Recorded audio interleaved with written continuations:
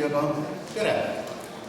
Võib vist alustada, seal järjekord on lõppenud ja tänane teema ja tore on näha, et siin nii palju on siis uus ametlike teadaannete infosüsteem, mis on äsja valminud ja võetakse vastu kella, aga pärast kella 2 täna juba. Loodetavasti, kui see koosolek läheb hästi ja teie kõik heaks kiidate. Päevakord on siis meil järgmine, et mina tutvustan üldisi põhimõtteid, toimimispõhimõtteid.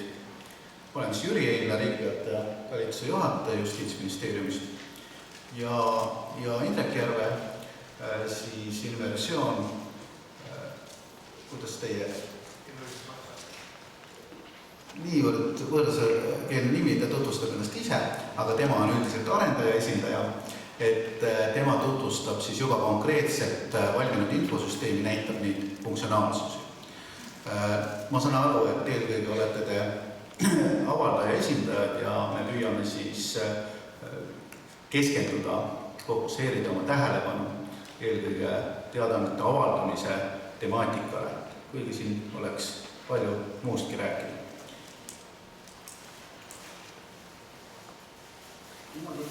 Alustuseks ma muidugi mõtlesin, et ma hakkan teile ette lugema kunagist riigiteatte lisast, need teadaanded kõik avaldati, aga ma arvan, et siis meil oleks seda saali renti maksta mõned nädalad ja teie väljusite siit vist kohe. Nii et ma sellega tegelema ei hakka, aga kunagi ilmus ametlikud teadaanded selliselt. Ta ei mahu ka enam kuskil ära.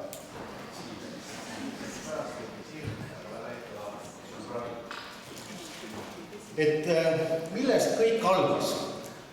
Kõik algaski ju sellest, on üks teine teema, aga ikkagi, kõik algas sellest, et olid meil kuniga heeroldid, kes siis ütlesid neid võimu poolt ette nähtud teateid avalikult kuskil välja, kes kuulis, see sai teada, kes ei kuulnud, see sai ka teada, sellepärast et naaber ütles talle, et selline asi öeldi välja. Nüüd pärast seda, kui trükimasin leiutati, siis ilmusid nad ajalehtedes. Nüüd meile niimoodi hoomatava aja järgi ütleme niimoodi, et kui Riigiteataja hakkas ise ilmuma 18. aasta novembris, siis Riigiteataja lisa hakkas hiljem ilmuma ja üldse osadeks jagati hiljem. Ilmus ta nii nagu Riigiteatajagi, see lisa tarvidust mööda. Seal avaldati muidugi kõiksugu muid asju ka, igasuguseid aktsiaseltside põhimäärusi, osaliselt täitis ta äriregistri ülesandeid, aga selline see asi oli kuni 40 aastani. 40. aastast ma pikemalt ei hakka rääkima, see on ühe teise teema tund. Ja jätkus siis Riigiteataja väljaandmine 9. aastal, algselt küll lisa ei olnud ja ütleme niimoodi, et kuskil 2000. aasta paiku ühendati siis Riigiteataja lisas olevad teadaanded üleriigilistest päevalehtedes avaldatavate teadaannetega. Et üleriigilistes päevalehtedes avaldati neid teadaandeid siis Justiitsministeeriumi tellimusel. Iga aasta viidi läbi konkurss, mõni aasta ei tulnudki ühtegi päevalehte ja tuli mitte üleriigilisi päevalehti ja sellega oli üks suur jant, seda ma mäletan. Ja lõpuks siis 2003. aastast otsustati, et kuna sellega on üks suur jant ja ilmselt keegi võib-olla ei loe neid teadaandeid, kui keegi mäletab, siis Äripäeva vahel oli siis terve pakk selliseid lisalehti, kus siis väga väikses kirjas, mida normaalne inimene lugeda ei näinud, oli avaldatud siis mitmesuguseid teadaandeid. No ei tea, kas neid ka keegi luges, võib-olla luges, aga juba 2003. aastast tehti selline julge otsus meie Riigikogu poolt ja mul oli au ka tol ajal seda otsust ette valmistada koos toonase justiitsministri Märt Roskiga, et ei avaldatagi enam paberil ametlikke teadaandeid. Eks see otsus vist oli ka ajast ees, sest Riigiteataja läks ainult elektrooniliseks 2010. aastal alles. aga ametlikud teadaanded siis küll 2003. aastast juba. Oli kõhklusi, ma mäletan, parlamendi põhiseaduskomisjonis arutati tõsimeelselt seda, et nüüd onu Vellu ja tädi Maali ei saagi enam lugeda ametlikke teadaandeid, kuna need on ainult internetis ja internetti neil ei ole. Siis vastus sellele küsimusele on ka lihtne, et põhimõtteliselt esiteks juba sel ajal oli rahva raamatukogudes tagatud interneti juurdepääs enamikes ja oli ka rahvaraamatukogu seaduse ülesanne rahva raamatukogu töötajatele abistada inimesi riigi infosüsteemides teada otsimisel, nii et see oli üks selline võimalus, kui kellelgi oli mingit teadaannet vaja, siis pidi rahvaraamatukogu töötaja selle üles aitama otsida. Teine selline argument oli kindlasti see, et ega onu Vello ja tädi Maali tegelikult ju ikkagi ei lugenud neid teadaandeid. Et kui nende kohta käis mingi teadaanne, et nad ei reisinud ka väga palju, küll see neile ka kätte toimetati. Nii et selliste argumentidega selline julge samm juba üle 10 aasta tagasi tehti. Ja nüüd siis nojah, minu hämmastuseks ma küll arvasin pikka aega, et ma ei olnud ka niimoodi mõelnud selle peale, et see ametlike teadaannete infosüsteem on üks vanemaid praegu, et alles olevaid. Sel ajal taga tehnilises mõttes sel ajal taga loodi ja pärast seda teda on küll arendatud natukene, mõned üksikud asjad juurde tehtud, aga tuli välja, et on ikkagi veel hullemad. Aga nendest ma ei räägi täna. Aga ta on kindlasti üks vanemaid, arhailisemaid, kui me tema väljanägemist ja toimimist vaatame, siis kindlasti see nii on. Nii et mul on hea meel, et ta saab välja vahetatud uue, kaasaegse ja oma eesmärke rohkem täitva infosüsteemi vastu. Nii, et mis need ametlikud teadaanded siis praegu õiguslikult on? Riigiteadete seadus sätestab selle, et ametlikud teadaanded on siis võrguväljaanne ja andmekogu ja ametlik. Et see ametlikkus tähendabki seda, et ta on riigivõimu volitustega välja antud ja tuleb siis hoida ka kogu selle süsteemi ülesehituses sellist ametlikkuse põhimõtet, et me ei avalda seal asjakuulutusi ja turuteateid, kuigi peab nimetama, et kui seda väljaannet, mis nüüd seal nurga peal on, vaadata, siis seal oli igasuguseid reklaame, et täiesti hämmastavaid. Aga meil on üksnes ametlik, et me nagu bännereid ja muid asju, mis tänapäevased sellised reklaamid on, ei hakka avaldama. Teine selline oluline säte on see, mis sisuliselt ütleb seda, et ametlikes ma ei hakka seda ette lugema, ütleb seda, et ametlikes väljaannetes avaldatakse ainult need teadaanded, mille kohta on ette nähtud avaldamiskohustus just nimelt ametlikes teadaannetes.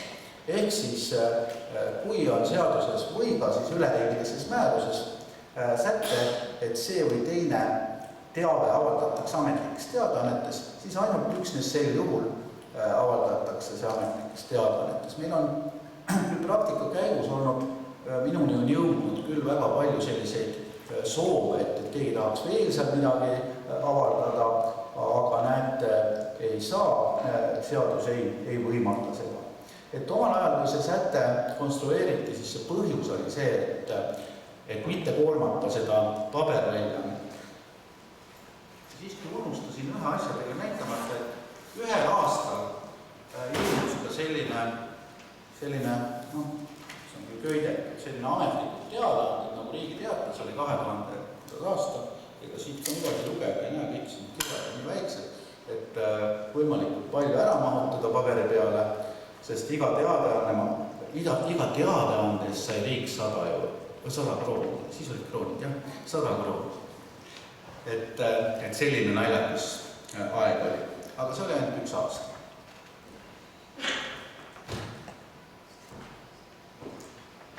See põhjus jah oli see, et hoida kokku, et mitte avaldada ja mitte raisata paberit. Nüüd kindlasti on see põhjus tänapäeval arvestades elektroonilist avaldamist on ära langenud ja siinkohal on meil ka mõtteid, et avardada seda võimalust. Loomulikult ainult, kuna tegemist on riigi ametliku väljaandega, siis ainult nendele teadaannetele, mis on avaliku võimu teostamisel antud ja mitte mitmesugustele eraõiguslikele kuulutustele, olgu nad siis igasugused oksjonid või mis iganes kuulutused, nendele kindlasti me teed ei ava. Aga sellest edaspidi. Et kuidas siis kulges uue infosüsteemi väljatöötamine? Väga lühidalt sellest väljatöötamist rahastati Euroopa Liidu struktuurivahendite avatud taotlusvoorust teabe kättesaadavuse, mugav kasutatavuse, arusaadavuse parandamine. See tähendab eelkõige siis nõuded ka sellisele avatud formaadile, et kõik teadaanded oleksid masinloetaval kujul allalaaditavad, et hiljem oleks võimalik kellelgi nende pealt mingeid oma teenuseid teha. Sellest me räägime ka natukene edaspidi. Umbes vist 2002 rahuldati eeltaotlus, valmis kontseptsioon ja lähteülesanne 2013. aasta jaanuarist ja toimus ka eraldi riistvarahange.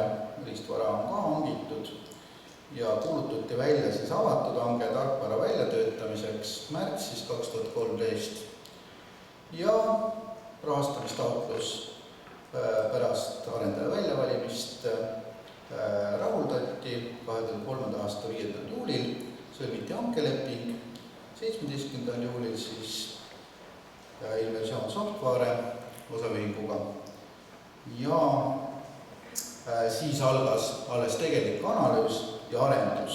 Ma nüüd hiljem vaatasin, kas me selle analüüsi käigus, mis me kõiki, üksipulgi kõiki neid võimalusi ja vajadusi läbi analüüsisime ja sellise, ütleme, projekteerisime sellise mudeli, et kas me nagu väga palju lähteülesandest kaugemale läksime. Et just vaatasin siin ja üldiselt ei läinud. Mõned üksikud väiksed asjad ainult tegelikult ei läinud. Ilmselt ka selle tõttu, et lähteülesanne ei läinud detailidesse. Et ma soovitan ka alati ikkagi mitte minna detailidesse, siis kui asjad on lõpuni analüüsimata, et jätta võimalus on niisugune paindlikkus.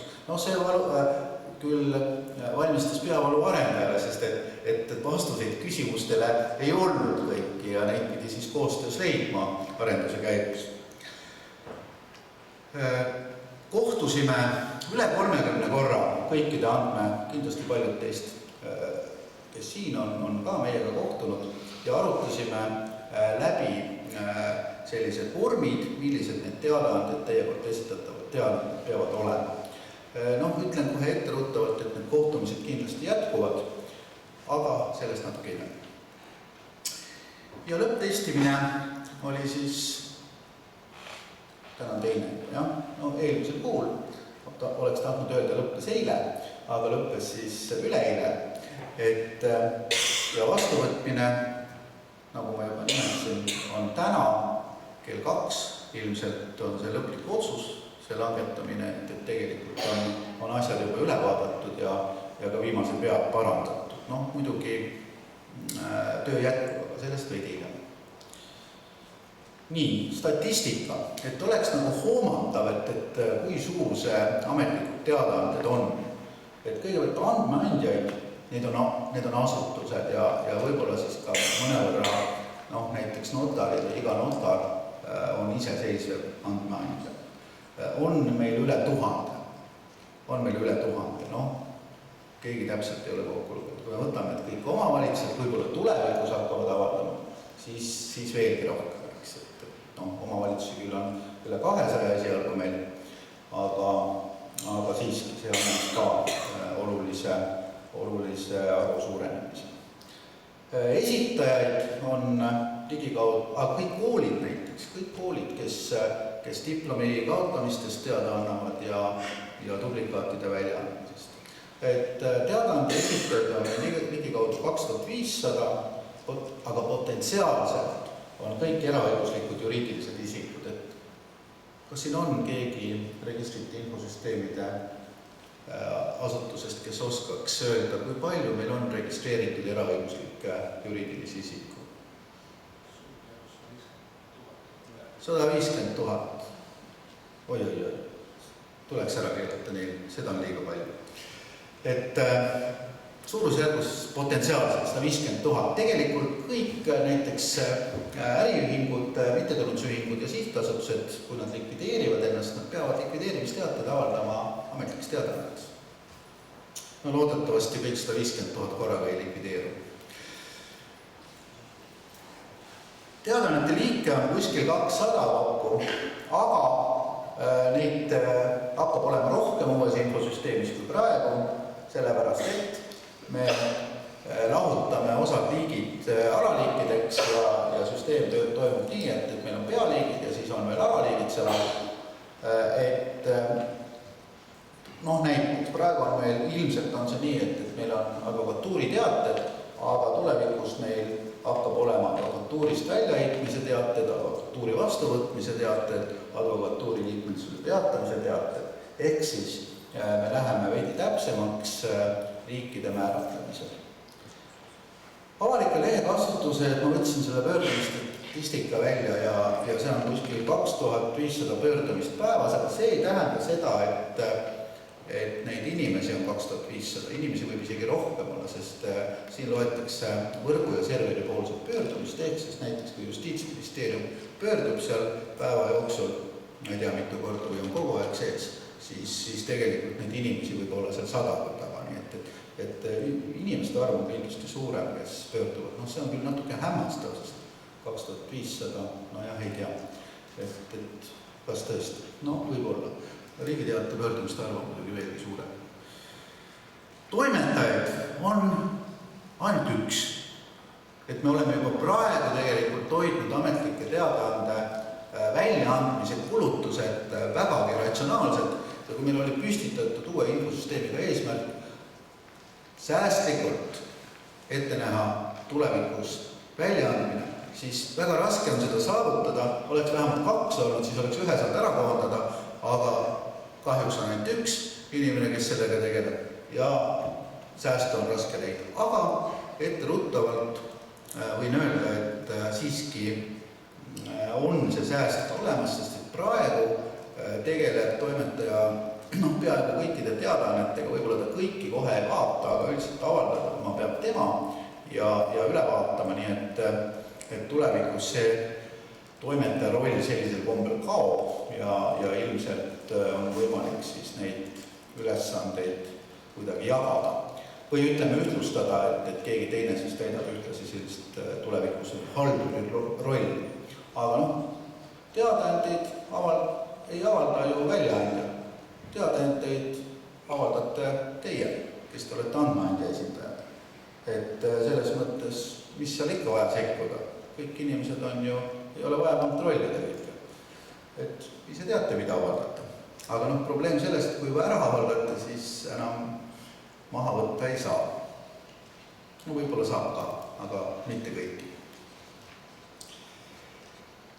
Uued põhimõtted siis, või uue aate põhimõtted, millest me põhiliselt lähtusime, oli, et see asi kõik toimuks eesmärgipäraselt, et isikuandmed oleks kaitstud veelgi rohkem kui praegu, et, nagu ma juba nimetasin, otstarbekus ja säästlikkus oleks tagatud ja et oleks tagatud kõik taaskasutamise põhimõtted. See oli ka Euroopa Liidu struktuurifondidest rahastamise nõue.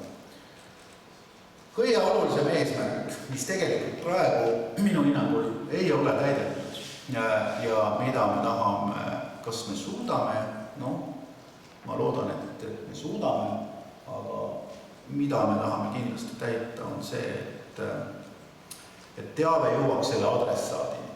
Praegu ikkagi, kui ma natuke neutreerin ja kriitiliselt vaatan seda olukorda, siis ikkagi on selline mentaliteet varatamatult tekkinud, et avaldame seal teadaande ära näiteks menetluste puhul, et küll siis menetlus läheb edasi, et mitte ei avaldata selleks, et inimene saab selle teadaande kätte, vaid avaldatakse selleks, et menetluslik tõsiasi oleks jäädvustatud faktina, jah, et kas inimene saab kätte või saa kätte, eks seal see ei ole nagu oluline olnud siiamaani.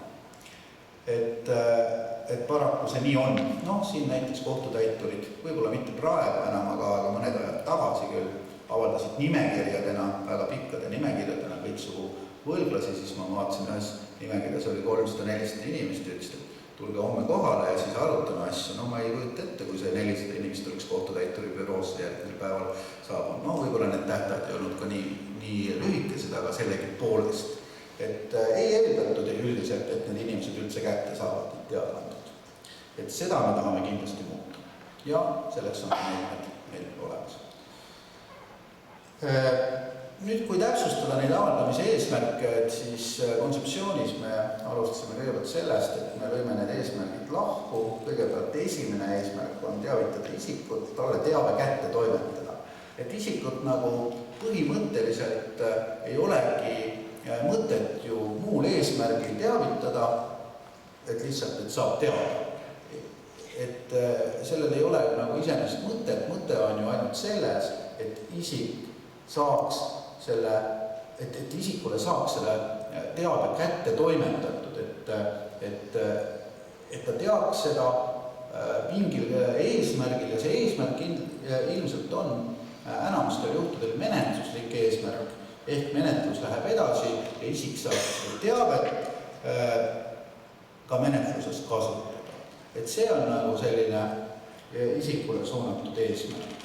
Aga on kindlasti ka teadaandeid, mille puhul siis on kaasnev eesmärk teavitada ka üldsust.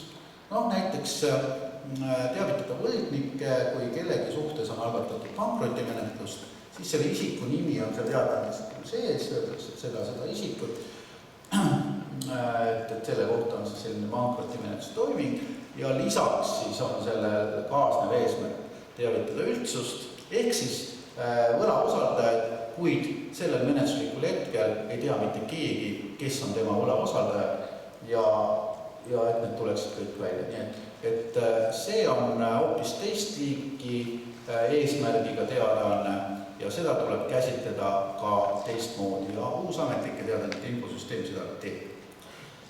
Ja vabandust, ma ei vaadanud, see oli kolmas eesmärk, alaeesmärk, mille kohta ma praegu rääkisin. Et nüüd ma räägiksin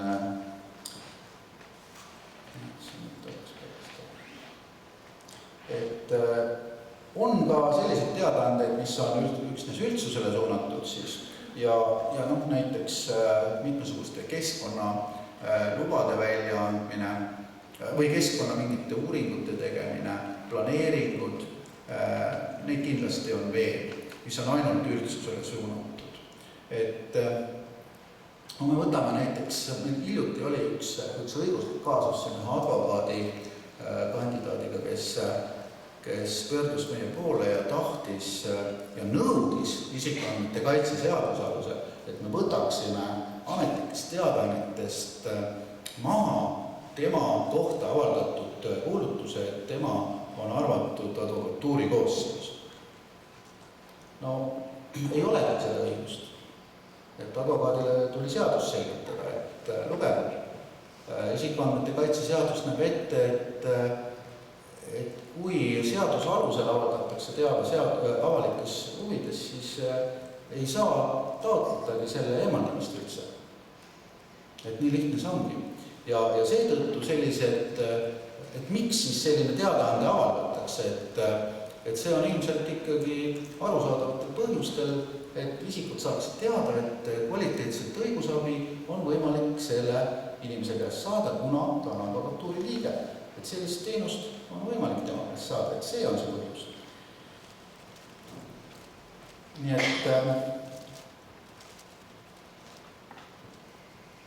et on veel ka neljas eesmärk, millest ma küll juba rääkisin, et luua õigusliku tähendusega tõsiasi. See on niinimetatud avalik kättetoimetamine, eelkõige isikule avalik kättetoimetamine, kui tõesti muul viisil ei ole võimalik isikule kätte toimetada teada. Et see on ka selline 4. eesmärk, oluline eesmärk, millega siis peab ka arvestama teadaannete avaldamisel, millega me oleme arvestanud süsteemi väljatöötamist.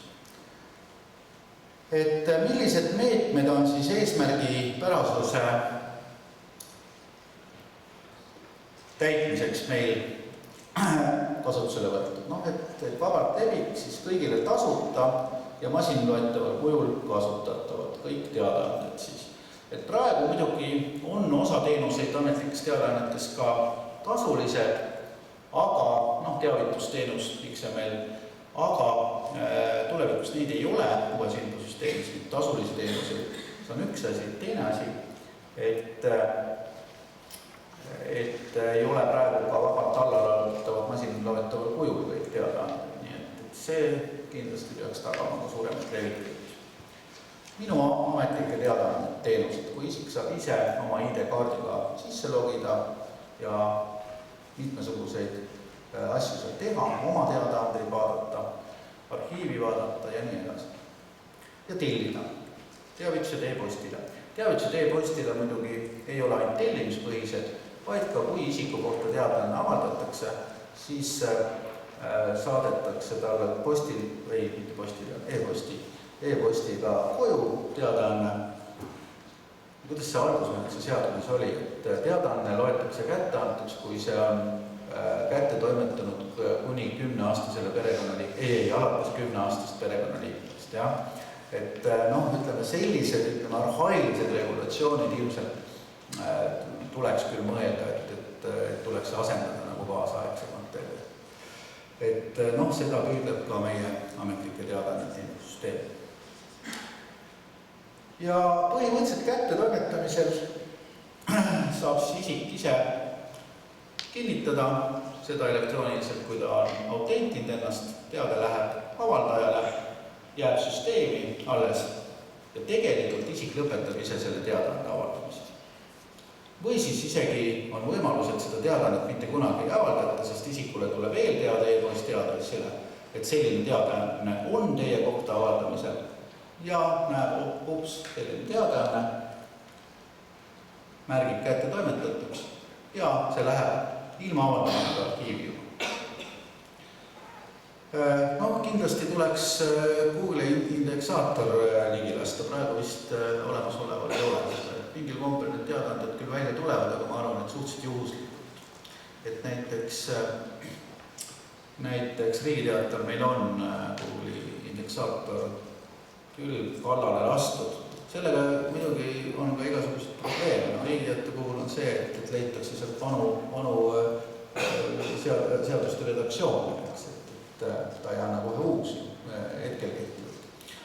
Ja isikuandmete puhul on see probleem, et Google, kui ta on ära indekseerinud, siis ta jätab ju selle kuskile oma salapuhvrisse ja seda sealt pärast välja tõmmata ja ta ei hambaarstitangidega ega mitte midagi. Et meil on siin juhtumid olnud, kus oleme ette võtnud igasuguseid trikke ja on ära kadunud ja imet, paar kuud läheb mööda ja kuskilt ilmub jälle mingi samasugune teadaanne välja. Nii et teatud probleemid sellega on, aga samas, kui me mõtleme sellele, et ametlike teadaannete eesmärk ongi teadaannete lai levik ja sellest teada saamine, siis ilmselt tuleks seda teha. See on võimalik. Ja loomulikult niisugune üldisem eesmärk, millega me siin täna tegeleme ka, et me populariseerime seda uut ametlikke teadaandeid. Siin võib-olla kõike neid meetmeid, kuidas me seda eesmärki saavutame, kõik ei ole seotud ka infosüsteemiga, et kindlasti on siin õigusloomelised muudatused, mida me kavandame. Ja kui see süsteem näiteks tundub väga hää ja täidab need põhilisi 4 eesmärki, millest ma teile rääkisin, siis ma arvan, et tulevikus teadaannete liikide arv suureneb ja väga paljud valdkonnad soovivad ka enda teateid seal avaldada. Üks probleem, mille lahendamiseks me soovime nagu eeldused luua, on see, et on selline tendents küll vaadeldav, et igaüks ehitab mingit oma väikest ametlikku teadaannet. et ehitavad siin endale mingit väikest registrit, avaldavad seal justkui samasuguseid teadaandeid. See nüüd, ütleme, riigi seisukohalt ei ole küll otstarbekas, see on ikkagi ressursside raiskamine ja ilmselt on mõistlik nagu vaadata selle pilguga, et kui see ametlikult teadaanne täidab selle ülesande ära, siis koondada need teadaanded ametlikes teadaannetes. Aga seda peavad siis otsustama andmeandjad, kui nad leiavad seda ja kui siis selline eelnõu ette valmistatakse, et üks või teine valdkond, selles teadaanded siis nähakse ette, et avaldatakse ametlikes teadaannetes. Ja lisaks sellele, tagasi tulles selle juurde, millest ma rääkisin, et millised on need õiguslikud alused praegu, siis kindlasti me loome ühe üldise laiema õigusliku aluse teadaannete avaldamiseks avalike ülesannete täitmisel. Ja oleme ka mõelnud, et tuleks muuta haldusmenetluse seadust, mis näeb praegu ette, et elektrooniline menetlus saab toimuda ainult siis, kui isik selleks nõusoleku annab. See säte kindlasti läheb ära muutmisele. Et see teeb ka tee lahti veelgi laiemalt nende võimaluste kasutamisele, mida me siis loome uue ametlike teadaannete infosüsteemi. Isikuandmete kaitse. Nüüd väga pikalt sellest ei räägi, et kõigepealt seaduslikkuse eesmärgi kohasus, nii ongi, iga teadaande vajab avaldamiseks seaduslikku alust ja see nii ka jääb, ainult see alus võib laieneda ja tuleb siis arvestada seda teavitamise eesmärki loomulikult, et milleks see teadaanne avaldatakse. Kas selleks, et kõik saaksid teada või selleks, et isik saaks selle dokumendi kätte? Kasutuse piiramise ja turvalisuse põhimõtted.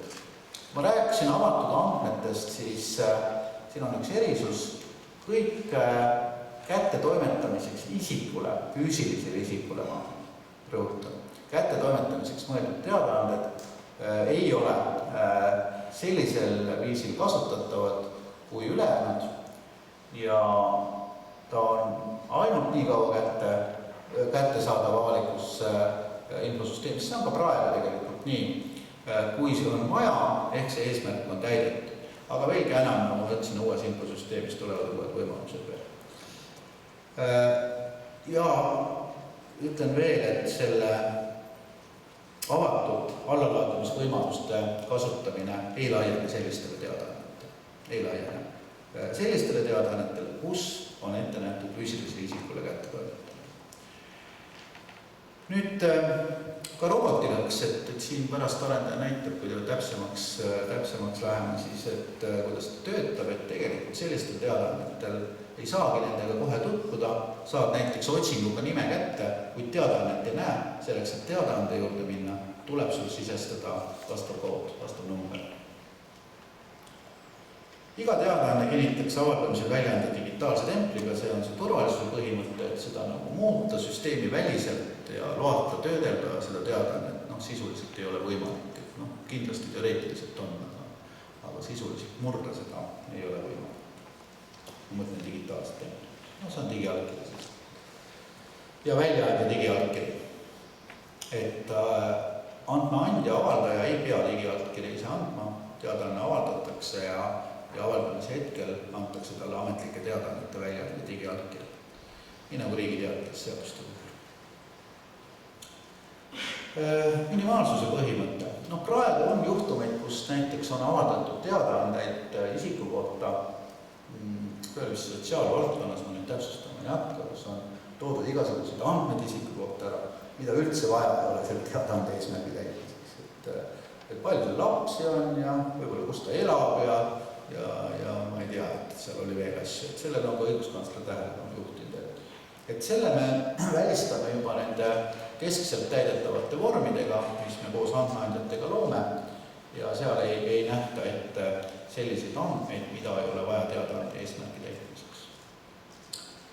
Andmete kvaliteet, isikuandmed ja isiku koodid, samuti ka tegelikult analoogiliselt juriidiliste isikute nimed. Võetakse kõik registripõhiselt ja kontrollitakse üle, et siin neid eksimisvõimalusi väga palju ei ole. No just siin hiljuti uurisin natuke lähemalt, et kuidas nüüd praegune süsteem toimub ja asjaajamine, et sain teada, et siin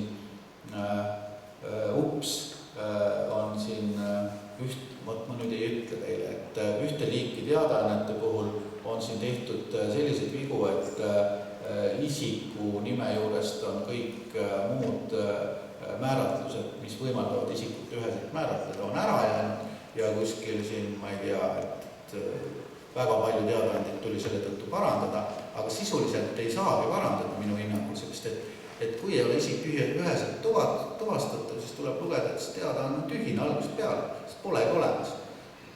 Jõudu advokaatidele, et seda tuvastada ja sellest aru saada. Et tegelikult, kui isiku koodi või sünniaega ei ole, siis polegi. Jaan Tammesid on kindlasti siin saaliski palju või vähemalt üks, aga ma ei tea. Pärast vaatame registreerimisnimekirjadest. Ja siis see individuaalse osaluse põhimõtte, mida me oleme ka arvestanud, ütleme see, et isik saab ise lõpetada enda kohta käiva teadaande avaldamise, nagu kinnitab kättetoimetamise, nii tema kohta käiv teadaanne kohe läheb arhiivi ja avalikust kasutusest välja. Ja nii nagu ma nimetasin ka, saab vaadata oma seda, mis te veel ei rääkinud, et ta saab vaadata oma andmeid, ta saab vaadata ka muuseas seda, kes on tema andmeid vaadanud, kes on tema teadaandeid vaadanud. Et seetõttu avaldajad, ärge vaadake ilma asjata isikuandmeid. Ühel hetkel võib tulla telefonikõne, kuulge, te vaatasite minu andmeid, miks, palun selgitage.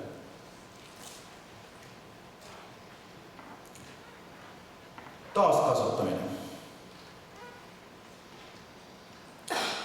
Kõik peavad olema siis terviklikult kättesaadavad. Et jah, mingid andmeid ei tohi seal ära peita, et ma pärast näitan korra seda teadaande võimalikku struktuuri ka, ja siis arendada veel täpsemalt seda siis infosüsteemis, et kuidas see terviklikkus välja näeb. Algallikas, teadaanded pärinevad andmeandjalt, säilitades oma originaalkuju detailsuse, et nagu juba nimetasin, toimetaja ei sekku. Ajakohane teadaanded avatakse kohe, tegelikult on võimalik ka parandada teadaandeid ja tühistada. Et minu näidete puhul, kus isiku nimi on näiteks valesti kirjutatud või on siis isiku kood vale, siis sisuliselt ei ole võimalik, või isiku sünniaeg, siis sisuliselt ei ole võimalik teadaannet parandada, vaid ta tuleb tühistada, sest seda teadaannet ei ole kunagi avaldatud ja tuleb avaldada uus teadaanne. Sest selline viga ei ole ilmse ebatäpsuse parandamine, vaid annab teadaandele hoopis teise õigusliku tähenduse, mida parandamisega kuidagi parandada ei saa. Kättesaadav. Teadaanded on kõigile siis tasuta kättesaadavad, mis tahet kasutuse eesmärgiga, välja arvatud teadaanded, mis on mõeldud siis isikule kättetoimetamiseks, millest ma rääkisin. Masinloetavad. Teadaanne on arusaadav XML-vormingus, automaatselt töödeldav, automaatselt allalaetav siis aadressi alusel. See aadress on automaatselt koostatav, näiteks tahate kõikide andmeandja, ühe andmeandja teadaandeid, saate juba aadressi niimoodi koostada, et ta pärib kõik need välja.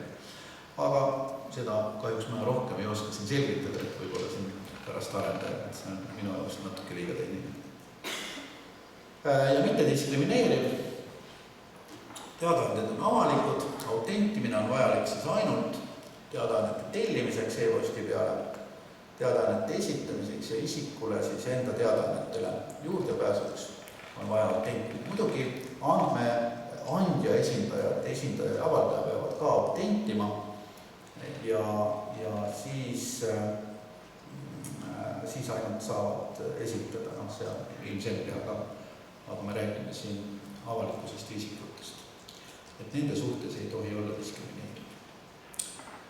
Vabu standardid kasutatav ja vaba litsentsiga. Kõik see, mis seal kirjas on, ma ei hakka ette lugema, et kõik see nii on. Mingite ärisaladusega kaitstus siin ei ole. Muidugi on probleem, kui nüüd keegi võtab ja teeb endale sarnase andmekogu ja sellisel juhul muidugi võib olla tegemist ka mingisuguse õiguse rikkumisega, aga sinna ei saa midagi parata. Et alati, kui keegi räägib sellest, et on oht, et ärge ikkagi nii liberaalsed olge, et kuidas te kõik nii saate, et see on turvalisuse küsimus.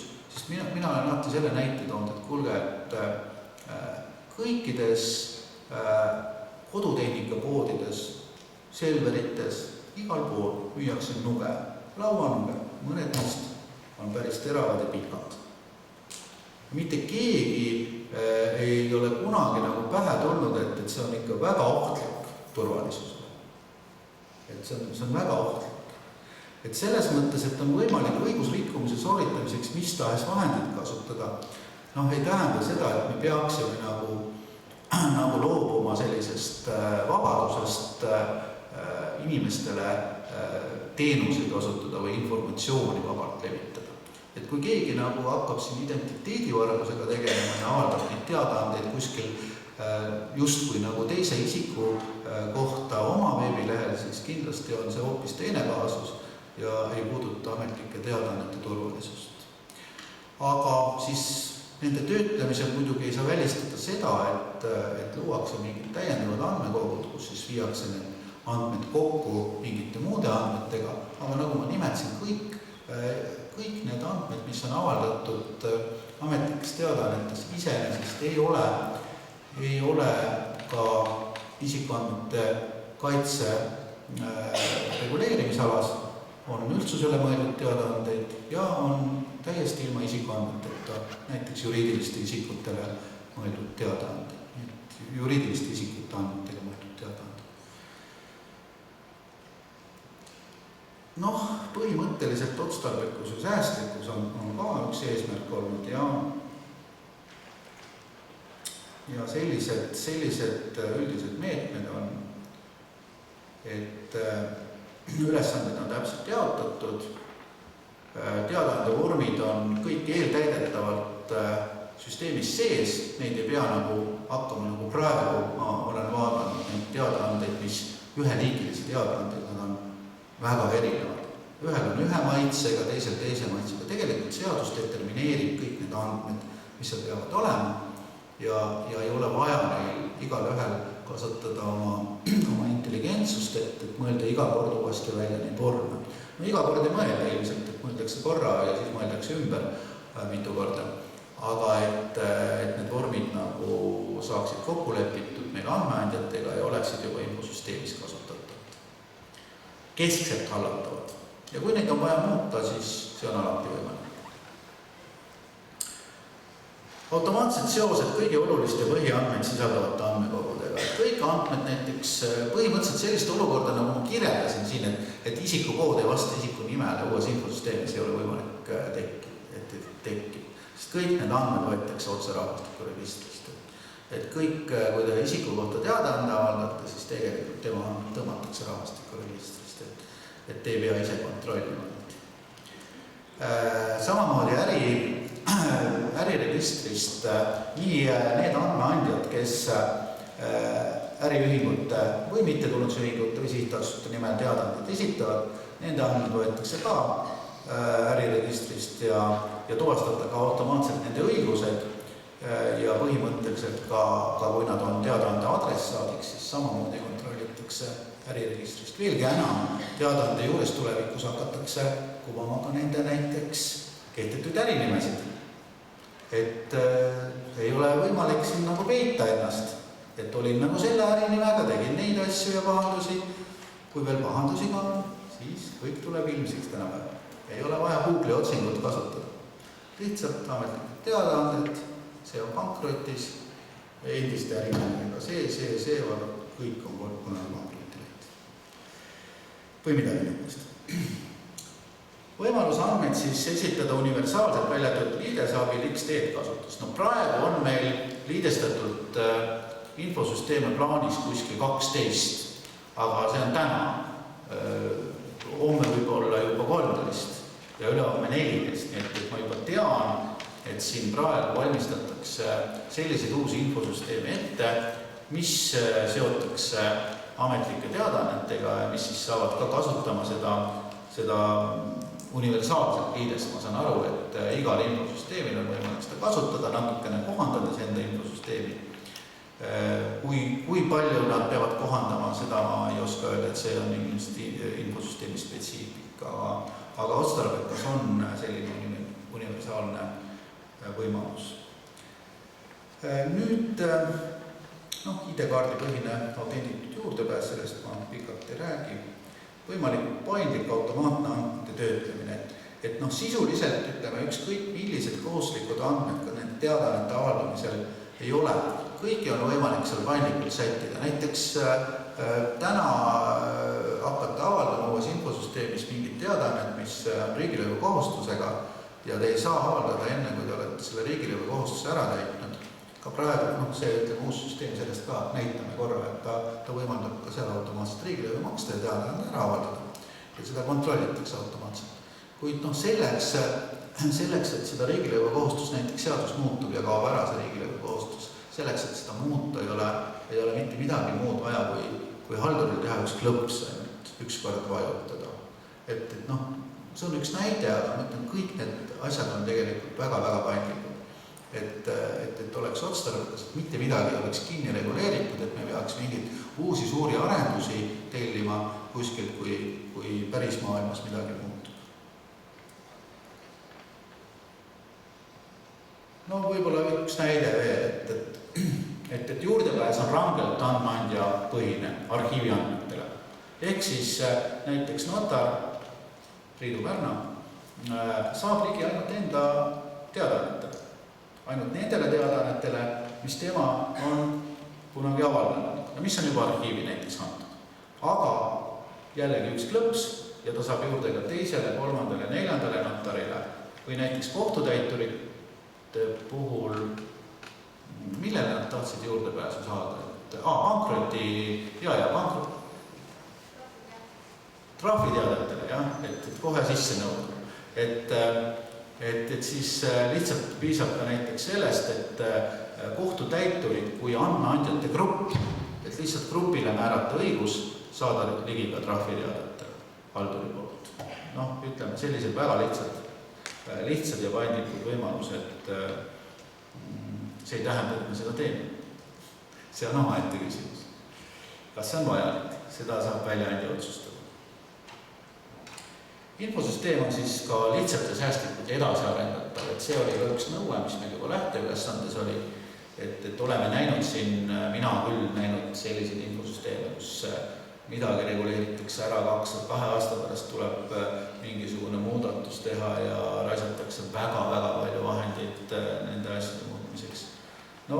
Ütleme nii, et ma loodan, ei ole ju veel edasi arendatud, ma ei tea, et ülejäänud asjades ma olen kindel enam-vähem, aga selles ma ei ole kindel, aga niimoodi vähemalt kinnitatakse, et ta on kergesti edasi arendatud. Väljaandja töökorraldus on siis, või tähendab töökorraldus siis selliste rollide nagu väljaandja, haldaja ehk siis volitatud töötleja, kes on registrite infosüsteemide keskus ja siis andmeandjad ja avaldajad, et see on nüüd otstarbekalt ära jagatud see töökorraldus. Väljaandja üksnes suunab väljaandmist, valvab selle järele, kooskõlastab, lepib kokku andmeandjatega uued teadaannete liigid, kui seadus neid ette näeb või andmeandjatel on soov üldise õigusliku alusel hakata mingit liike esitama. Ja siis vormid kooskõlastab siis koos andmeandjaga, abistab teda vormide koostamisel ja nende muutmisel ka kooskõlastab. Ja nõustab siis väljaandmisel õiguslike probleemide lahendamist. Neid vahest arvu ikka ette tuleb.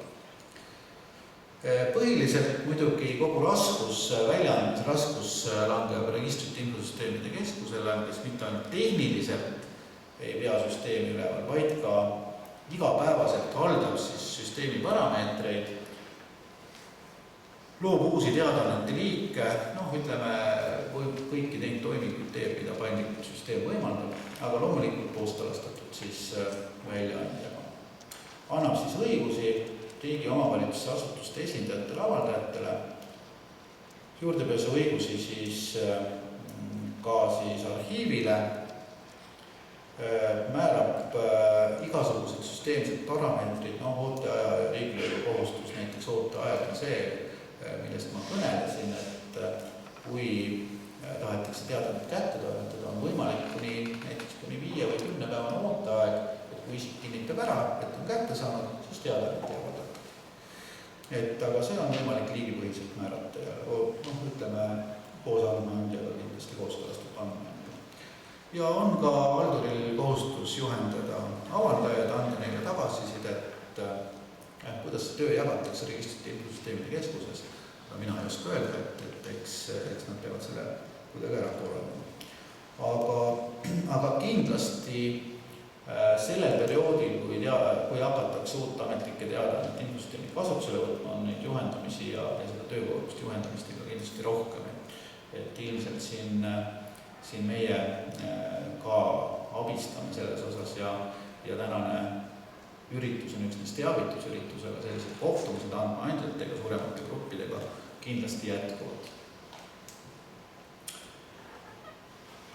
Nii, et mida siis teevad andmeandjad, nende esindajad ja avaldavad?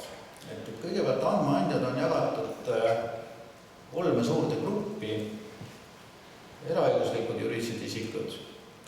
Näiteks esitamisõiguse saavad siis äriregistrist automaatselt juhatuse liikmed, nendel on automaatne kontroll, nad ei pea kellelegi taotlema mingit juurdepääsu, kui nad autendivad, siis nad saavadki kohe süsteemi hakata esitama. Kõiki neid teadaandeid, eelkõige siis likvideerimisteated on praegu, mis on kohustuslikud avaldada ametlikes teadaannetes. Muidugi tekib see probleem, et kuidas on nende puhul see, et kas nad saavad kedagi volitada, et tihti on need juhatuse liikmed võib-olla ära kuskil palil saare peal või muus kohas.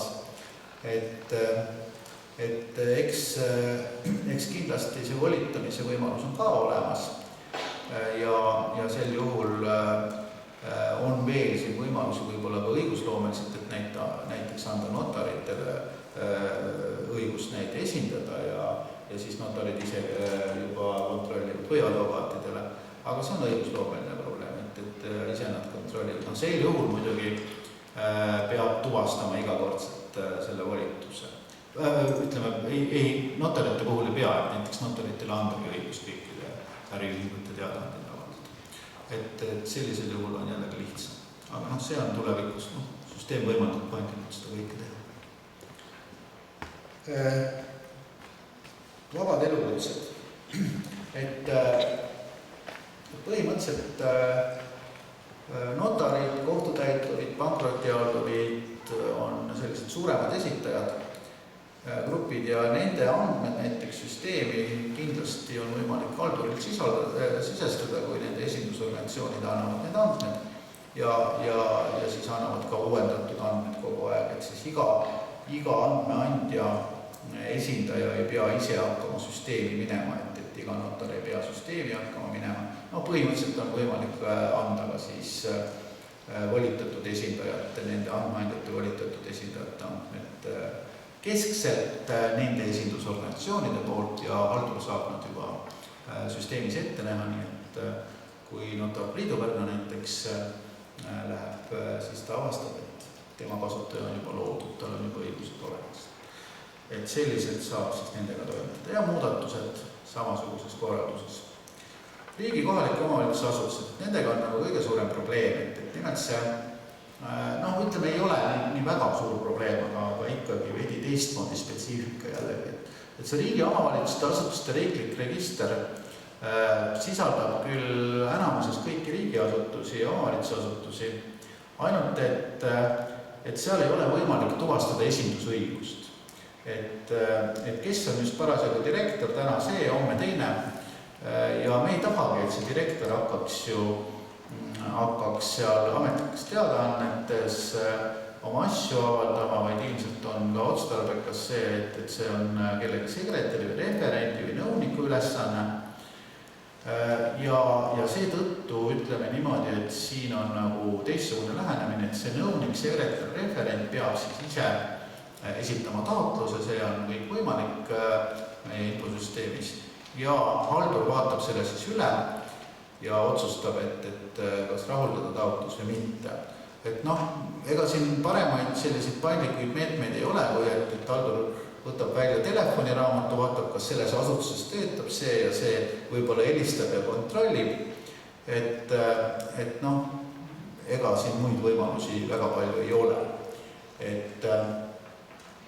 Et jällegi on see kööginoa näide, et oi, aga kui ei tuvastata esindusõigust ikka, mis siis saab, et äkki valesti.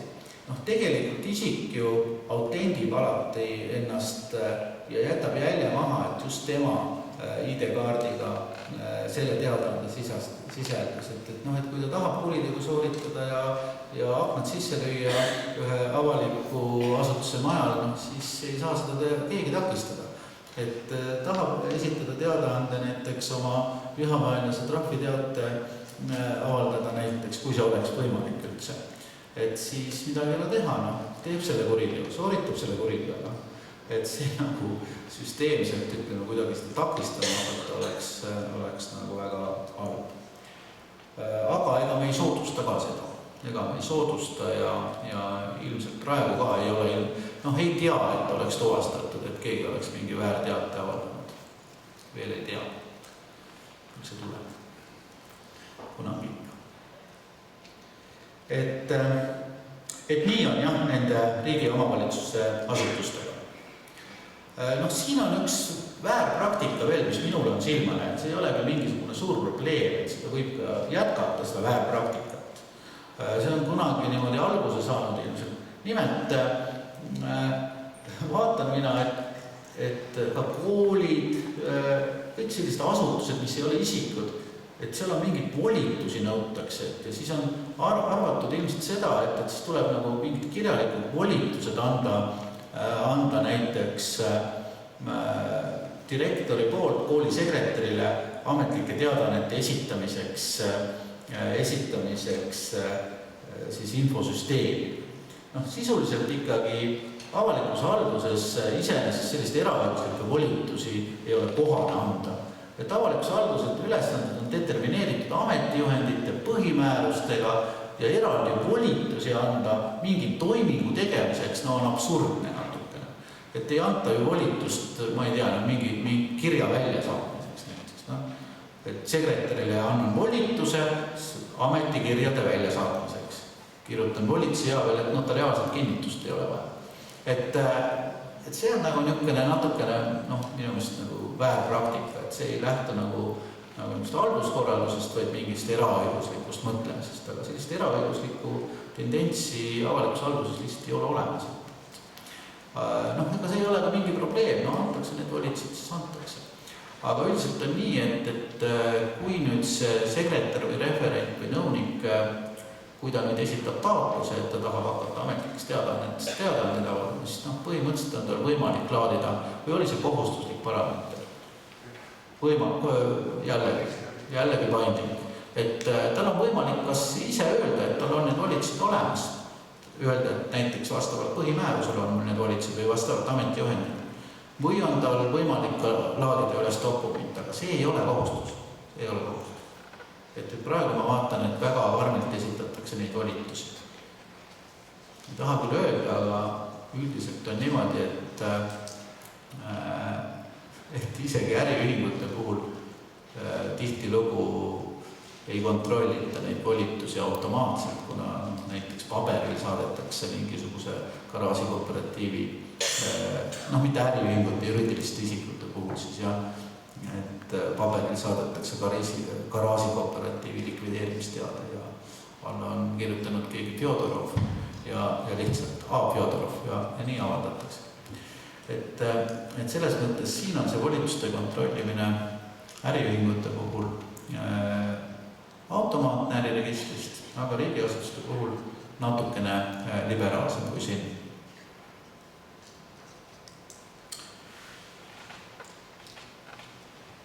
Meil on aega 7 minutit. 10. Vaatan seda kella. 15 oli meil vist vahe. Andmeandjat saab siis anda õigusega esindajale.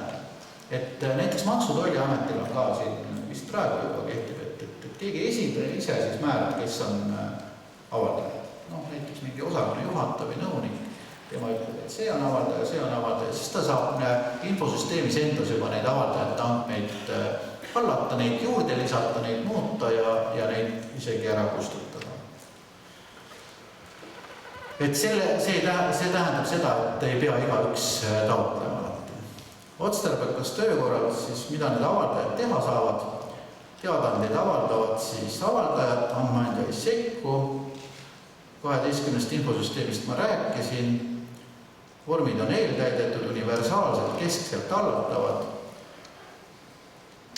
esindaja või avaldajad peaks infosüsteemid oma teadaandeid ja tegevuse ise hallata, seda siis näitab ka arendanud. Tasuta riigilõivu lisada e-posti aadresse. Näiteks kui avaldaja avaldab ühe isiku kohta kättetoimetamiseks teadaanne, siis kõigepealt saadetakse automaatselt selle isikule, kui ta on tuvastatav rahvastikuregistris olevatele aadressidele, Eesti.ee olevatele aadressidele ja kui teil on veel asutusena veel tema mingisugune e-posti aadress, te saate selle ka sisestada, et võib-olla see on täpsem. Ja siis läheb ka sellel e-posti aadressil teada talle. See on üks võimalus ainult, neid on rohkem. Tühistada, parandada, lõpetada teadaandeid, vaadata arhiivist kõiki enda andmeandja teadaandeid, mille avaldamine on lõppenud. See on ka praegu olnud üks probleem, et arhiivi osas siis peab alati pöörduma toimetaja poole, et palun väljastage mulle see ja kolmas, kui avaldamine on juba lõppenud. Nüüd ei pea seda tegema, vaid saab oma andmeandja teadaandeid ise vaadata. Aga nagu ma eelnevalt ka ütlesin, et on võimalik ka laiemalt veel juurdepääsu õigusi anda, kui see on õigustatud. Aga juhin tähelepanu, kõik vaatamised fikseeritakse ja adressat näeb neid, kes vaatas tema teadaandeid. Millal, miks, seda ta küsib teie käest. Teadaande avaldamise selline väga üldistatud skeem, elutsükkel või tegelikult elutsükkel. Et iga teadaanne jõuab lõpuks, nagu meiegi kõik teiega, oma lõpuni. Ja see lõpp on siis, tegelikult veel ei ole, ta on seal arhiivis ja siis ta hävitatakse mingil ajal, kui dokumentide hävitamiskord temani jõuab. Et seda nagu siin ei olegi. Aga arhiivida läheb siis pärast seda, kui see tähtaeg, mis tal on määratud avaldamiseks läbi saab või lõpetatakse ta enne tähtaegselt. Ja nagu ma nimetasin, on võimalik, et et adressit lõpetab ka enne veel, kui avaldatakse teadaanne.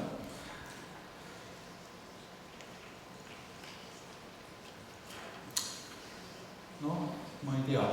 Kahjuks ei ole sellele arvutil suumi siin, et minul oli suum, ma mõtlesin, et ma suumin siin mõnda kohta teile, et kas te nüüd näete. See on selline üldine skeem, et võib-olla seda lahti seletama hakata on praegu nagu suht mõttetu, aga asi peaks olema päris lihtne. Et siin on kõik need juhtumid nagu kirjeldatud, ka see juhtum, kui teadaanne jõuab arhiivi ilma selleta, et ta üldsegi avaldati.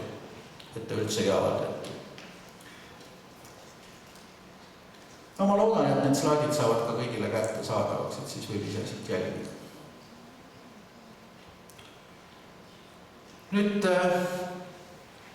Nüüd põhilised andmed, mida me siis vormide loomisel kokku lepime, siin on paar viga minu meelest, Sotsiaalkindlustusameti büroo ei ole küll mingisugune andmeandja, et andmeandja on ikka Sotsiaalkindlustusamet. Et andmeandjad on ikkagi asutused või isikud ja üksused, allüksused ei ole andmeandjad.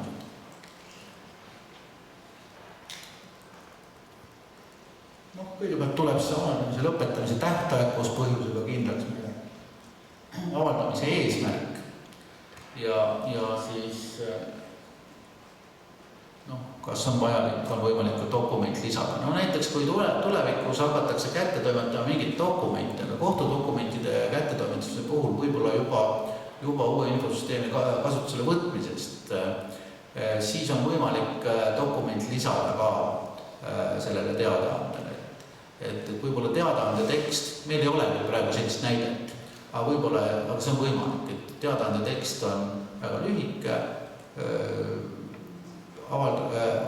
esitatud kättetoimetamiseks dokument ja lisatud on see dokument ja ongi kogu teadaanne, aga dokument on siis eraldi lisatud. Täiesti võimalik. Jällegi ei hakka seda lahti võib-olla täpselt seletama, aga üldiselt on nii, et siin on midagi et siin on need andmeandja andmed, mis automaatselt süsteemist võetakse, kuid see ei ole võib-olla kõige parem näide, et siin osa andmeid on otse täidetavad, osa andmeid on siis eeltäidetud ja on võimalik siis muuta andmeandja poolt. Kõik need väljad, mis teile ette ilmuvad, kui te hakkate teadaannet täitma, et kõik on ka selgitustega, seda nüüd täpsemalt näete siis, kui arendaja sellest räägib. Ja põhimõtteliselt on võimalik siis ka lisada siia avaldaja andmeid, et seda otsustab avaldaja, kas lisada tema kontaktandmed või mitte. Andmeandja andmed on ilmselt kohustuslikud kontaktandmed, aga avaldaja siis ise otsustab, kas ta lisab oma andmed või mitte. Et mõnel juhul on see vajalik, mõnel juhul mitte. See teadaande tekst, eeltäidetud tekst, see lepitakse kõikide andmeandjatega kokku. Aga jällegi, et kui andmeandjaks on näiteks maavalitsused riigi vara suhtes, siis lepitakse kokku see tekst Rahandusministeeriumiga, kes on selles osas, kelle valitsemisalas riigivara teatud näiteks on, mitte maavalitsustega. Samamoodi omavalitsustega, kui on üldised teadaanded, mis puudutavad kõiki, siis iga omavalitsusega eraldi teksti kokku leppima ei hakata. Aga ettepanekuid on teksti kohta või vormi kohta alati võimalik teha. Ja vorm on ka suhteliselt paindlik, et kõik need kooslikud elemendid, mis vormis on, andmeandja siis adressaat ja need on võimalik siis erinevate vastavalt liigile, vastavalt teadaande liigile siis vormis ette näha. Kooslik on kindlasti see esimene lause, see on trafarit suhteliselt, et milline andmeandja, millise seaduse alusel selle teadaande avaldab. See on nagu praegu, see nõue on ka praegu ametlike teadaannete põhimääruses, kuid ma olen jälginud, et seal teadaannete lehe peal, et seal seda küll ei täideta. Aga jah, ma ei oska rohkem seda, võib-olla et parem on kui virtuaalselt vaatama seda. Juurutamine. Et siis lõpetuseks.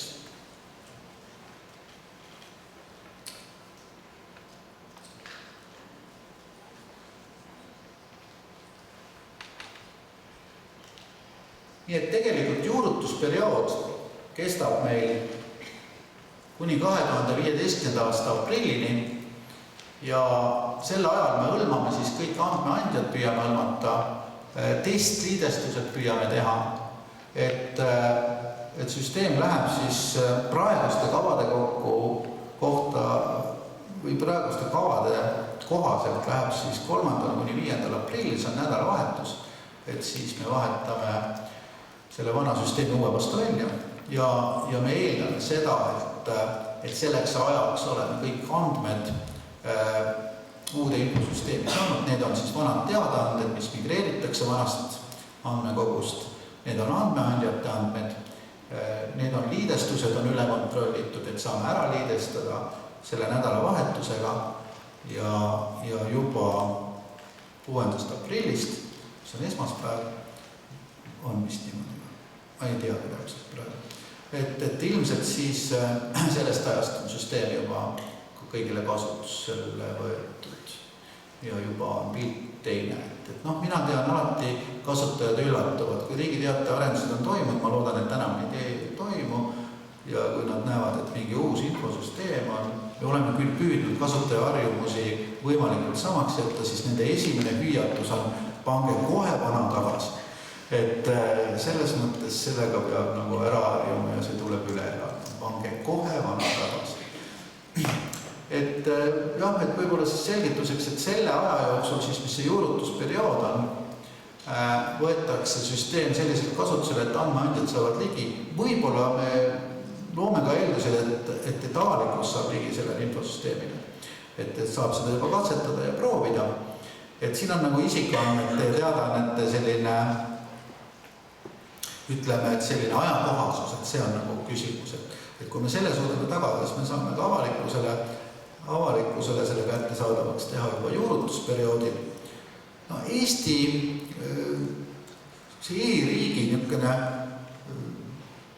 ütleme, üks minu meelest väärnähtus on see, et kõikide infosüsteemide väljatöötamise puhul, et töötakse välja, raisatakse hirmsasti aega raha, kuid ei jäeta aega selliseks stabilisatsiooniperioodiks kunagi. Et kohe kuumalt kasutusele ja siis hoitakse peast kinni, et see ei toimi, teine ei toimi, jälle kukkus maha. Ütleme, ma ei räägi sellest, et korralikult on testimata asjad, kui tegelikult infosüsteem ikkagi kui väga keeruline mehhanism, kus ei ole mitte ainult selline IT-tehniline toimimine ei ole ka oluline, vaid ka korralduslik toimimine. Et seda peaks ikka natukene aega harjutama. Ja mina olen küll vaadanud, et näiteks Euroopas küll niimoodi ei tehta näiteks. Et täiesti uskumatu, aga EURLEX, mis on nüüd praegu juba vist üle poole aasta uus, 2 aastat oli paralleelselt vana EURLEXiga avalikkusele kasutusel.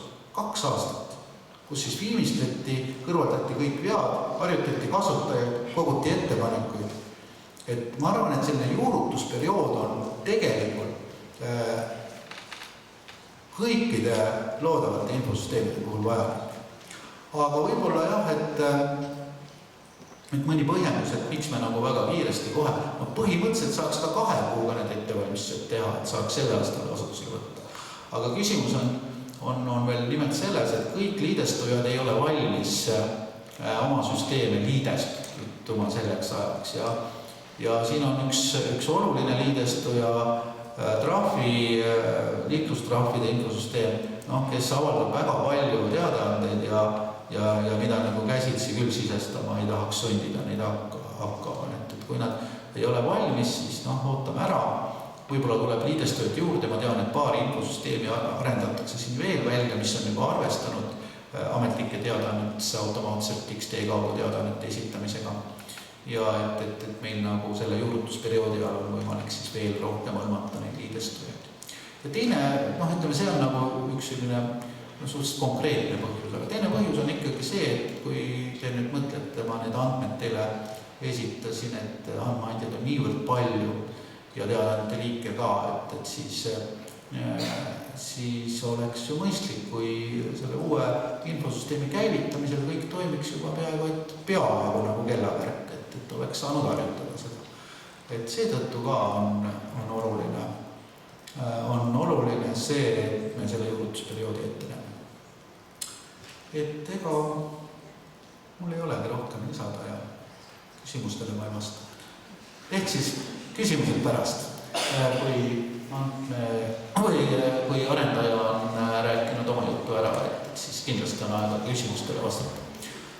Aga praegu on vist kohvipaus ja seal ees on vist kohvi.